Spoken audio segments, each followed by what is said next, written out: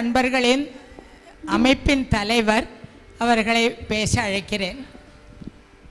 கர்நாடக மாநில திருப்புகழ் இங்கு வருகின்றிருக்கும் திருப்புகழ் அன்பர் அவர்களுக்கும் மற்ற ஏன ஸ்தலங்களிலிருந்து வந்திருக்கும் அன்பர்கள் அவர்களுக்கும் எனது பணிவார்ந்த வணக்கங்கள். எனது முதல் வணக்கம் திரு நாராயணன் திருமதி நாராயணன் 90 வயசை கடந்த தம்பதிகள் அவர்களுக்கு எனது முதல் வணக்கம்.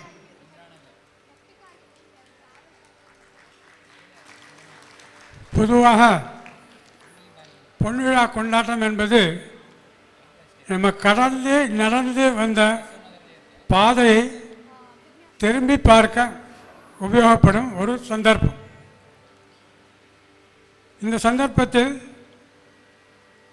இந்த இயக்கம் இவ்வளவு தூரம் வளர்ந்து ஆலமரம் போல் பல விழுதுகள் விட்டு பல வெளிநாடுகளிலும் கிளைகளை துவங்கி நடக்கிறது என்று சொன்னால் அது குருஜியினுடைய பரம அனுகிரகத்தினால்தான் நடக்கிறது என்று தெரிந்து கொள்ள வேண்டும்.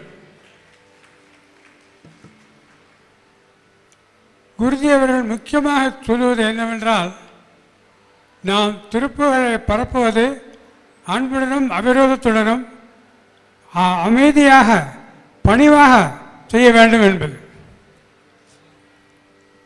பணிவு ஒரு முக்கியமான அம்சம் நமது திருப்புகழ் விழாக்களில். நாம் பணிவன்புடன் சமர்ப்பிக்கும் திருப்புகழை ஆண்டவன் கண்டிப்பாக ஏற்றுக்கொள்கிறான் என்று சொன்னால் அது மிகையாகாது.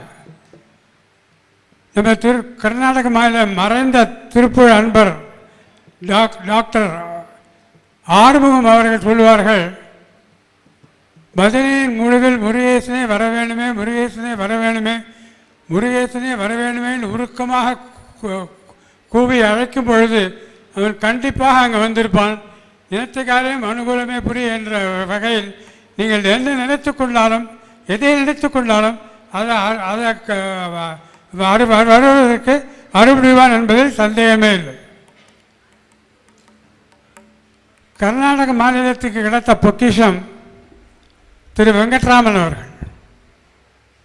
திரு வெங்கட்ராமன் முதலில் ஆரம்பித்து வைத்த திருப்புகழ் இசை வழிபாடு திரு நாகேஷ் அவர்கள் தொடர்ந்து நடத்தி கொண்டிருக்கிறார்கள்.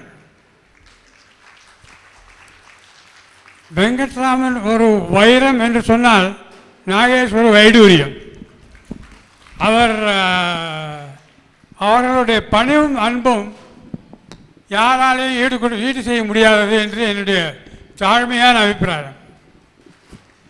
ஒரு உதாரணமாக எனது சஷ்டி பூர்த்தி விழாவில் வெங்கட்ராமன் வீட்டுக்கு போய் அவரை அழைத்தேன். நான் கண்டிப்பாக வருவேன் என்று சொன்னார். நான் அன்று காலை 6:30 மணிக்கு என் வீட்டுக்கு வந்து, எனக்கு கார்ப்பரேட் ஆஃபீஸில் ஒரு முக்கியமான மீட்டிங் இருக்குது, அதனால் என்னால் வர முடியல, நான் இப்போதே உங்களை வந்து நமஸ்காரம் பண்ணி ஆசீர்வாதம் வாங்கி கிளம்பிடுறேன் அப்படின்னு.